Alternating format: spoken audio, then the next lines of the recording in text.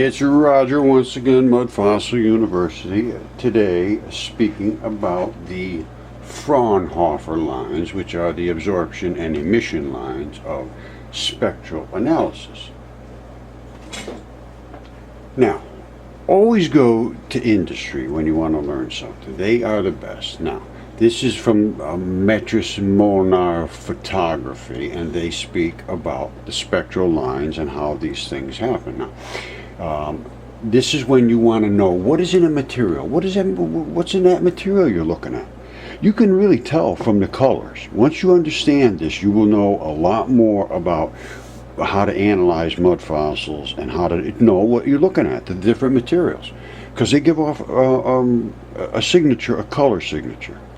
You just have to understand what they are, what the material is, and then associate that to where that is in the anatomy, and I can help you with all that. Now, so the spectroscopy is an optical optical, so you can see it, is a tool where light from a sample dispensed through a prism, through a grating, showing you individual fingerprint for elements, molecules, recorded and analyzed. And now they know what they've gassed off all kinds of different materials, and then they've sent light through them and they've analyzed them. So they have that's the basis for them to understand what these lines are. Now here's the way this works. There's three different types of situations here. You have a hot gas, let's say that's oxygen, and then it emits a light. You don't put any light into that. It emits its own light because it's real hot. It's glowing. It's in a glass tube, in the gas, in the tube, excited by electricity. So the electricity gives it full blast explosion of power coming out. That the colors go out through the prism, and then you get these little tiny bands. I don't know if you can see that. See those little bitty bands? Now that means that whatever is in this has shot out. I'm saying they're electrons. They call them photons. I say they're electrons. And the electrons shoot out in these powers. In other words, that says spinning blue means it's zzz. If it's spinning in red, it's zzz. If it's spinning in yellow, it's zzz. It's the actual length of the wave. All right, that's wavelength. It's the length of the wave. That's what it means. Now, so the the long wavelengths are red, and the short wavelengths are up more in the excited range in blues. And we see this in the laser experiments we do. It's very, very obvious the difference powers between red and green. Now, what else can we determine? We know they emit these colors from that gas, but let's say we took an incandescent light bulb, which gives every single color comes out of incandescent light bulb. It gives off every frequency. It goes through a prism, and you get this continuous spectrum, completely continuous from every color. You see it, every single one. Now, what else can we do? We could take that incandescent light bulb and get that gas we had up there and make it cold, no heat, so it's not like shooting out any of its own electrons. And we shoot this light, which is a full spectrum light, through that gas, then through the prism. What happens? It'll absorb. This will absorb light from here. It works both ways, exactly opposite. All right? It emitted when it was hot. When it's cold, it absorbs. And what happens over here? You can see the absorption spectrum means these black lines means that gas wanted those frequencies. This can be figured out, but it can't be figured out with the standard atomic model. It does not work. Nobody can explain this whatsoever. They already jump from orbital to orbital. I don't think that is the case whatsoever, and I can show you why I don't think that's the case. But it requires a new atomic model, which is the electron flood theory, and that says there is no nucleuses. And that says these particles that are emanating and being absorbed are because the nucleus has electrons in it. They're jumping out from the nucleus, not from just anywhere in space. That means they're going to end up having exact distances. They're going to absorb exactly, and they're going to emit exactly, because it's coming from a central source, which is the core, not from out in the orbitals. You would not get this kind of a reaction, I don't think. All right, this is a great article to go through. It's from the ifahawaii.edu, and it's a spectral analysis in the lab. And it is fabulous. It talks about all of the different pieces to the puzzle here and how they interpret the lambda and the wavelength and all this business. But it makes no sense, because Einstein says that light has no mass whatsoever. It's just nothing. But then he claims it's a particle or a wave, but sometimes it's one, sometimes it's the other. I can explain all of this by the nature of light as a spinning particle. And I've shown, well, let me show you right now. All right, this is light shot through a single slit Venturi, which accelerates the light, and it also turns it into the interference patterns. And these interference patterns are not from waves coming this way. They're from light spinning down this way. And if they spin and the particle spins over the top, it comes out this side. And if it comes down the bottom, it comes over to this side. Now, that is the nature of the spinning particle of light. The reason you get these interference patterns is nothing to do with waves. It's the fact that these are all negative particles, and they're all crushed right now into their own regions. The ones that are in the center are going to be pushed by the ones that are also negative, that are on the sides of them, and you get this bright light, and then they will create a pattern, and they will push the other ones this way and these this way, and the next ones will do the same thing in this way, the next ones will do the same thing back and forth, the next things, until you run out of distance to the side. Everything here is based on a spinning particle, and it spins to the right hand spin. That's the rule in the nature. If it spins backwards, you got an issue. You end up with something like Venus that is overheated with no magnetic field, or you end up with something like I will show you right now. This is accelerated red laser light. You can see the accelerated beam right there. That's all there is to this light. All this compression and concussion is from this beam of particles pushing it. Get out of the way, get out of the way, get out of the way, get out of the way. And it's coming through here, and they all wrap around just like a jet fighter going through the speed of sound. Now, that's the particle beam.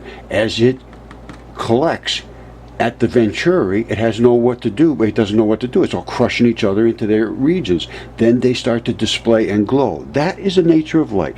That is how light happens. Light is push. You push me, I push you. You're negative, I'm negative. We push each other. We glow, we heat. You push me real hard, I'm going to glow a lot. Now, what happened back here?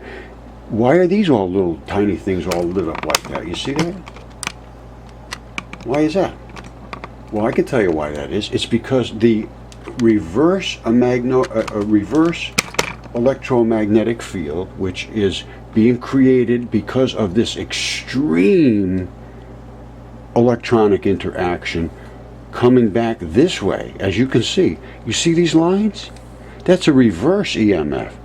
It should be coming this way. Well, this is so extreme, it's blowback. And all those little particles light up down there because they are in the path of the blowback.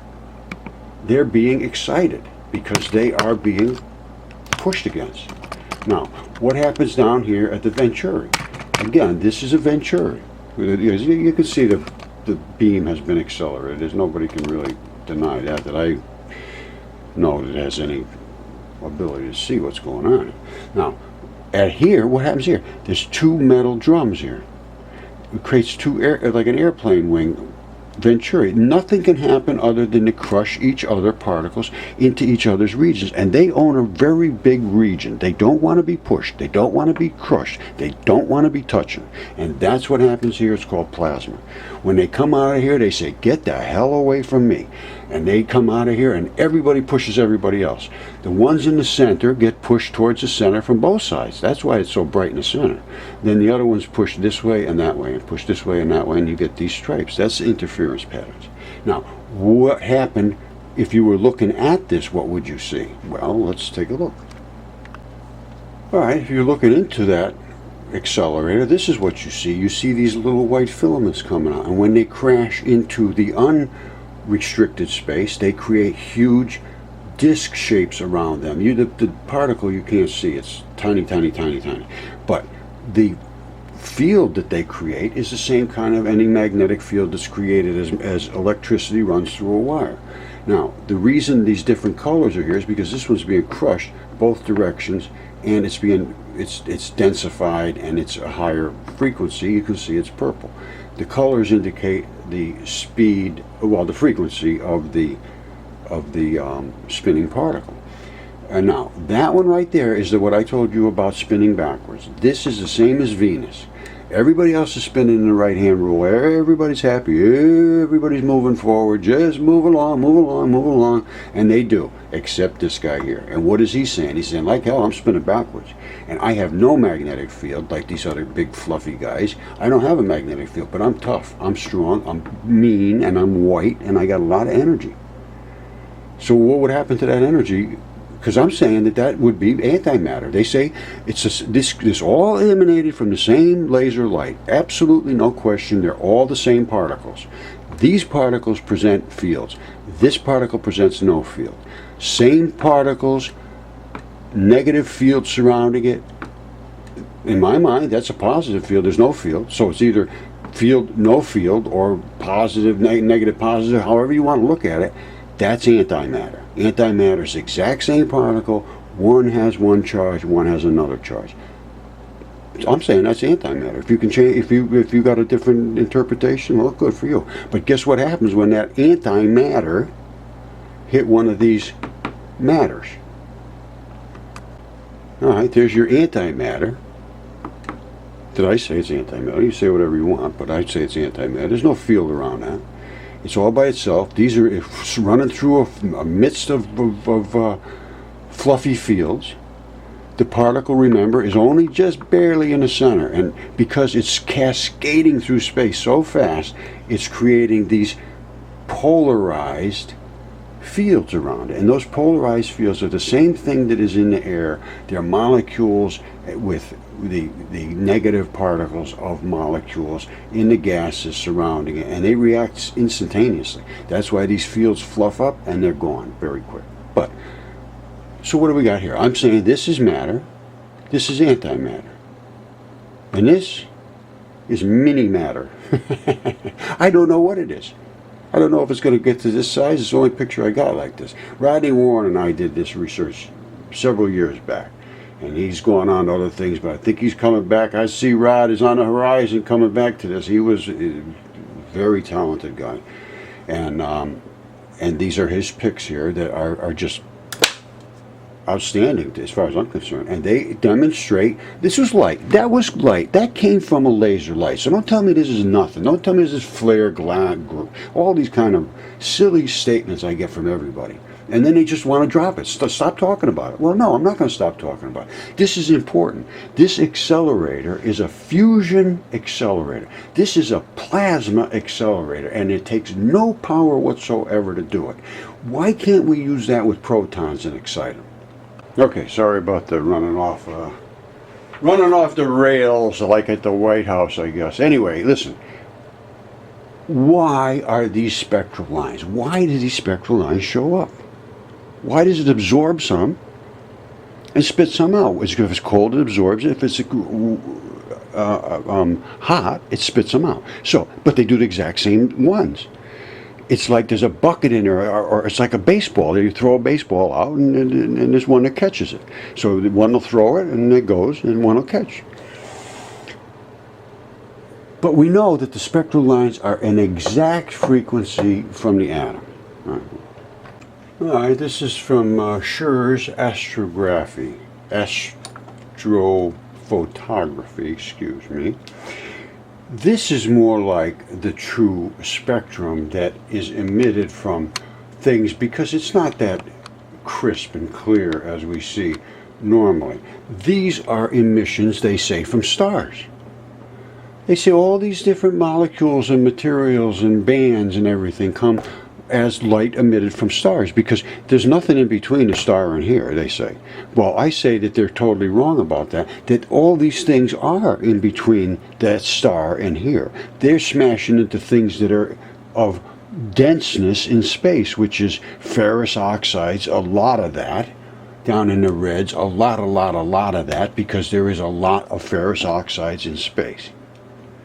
And that is an organic mineral. All right, there's a lot to be learned here. I'm gonna cut short some of this stuff, but there is a lot to be learned from mud fossils.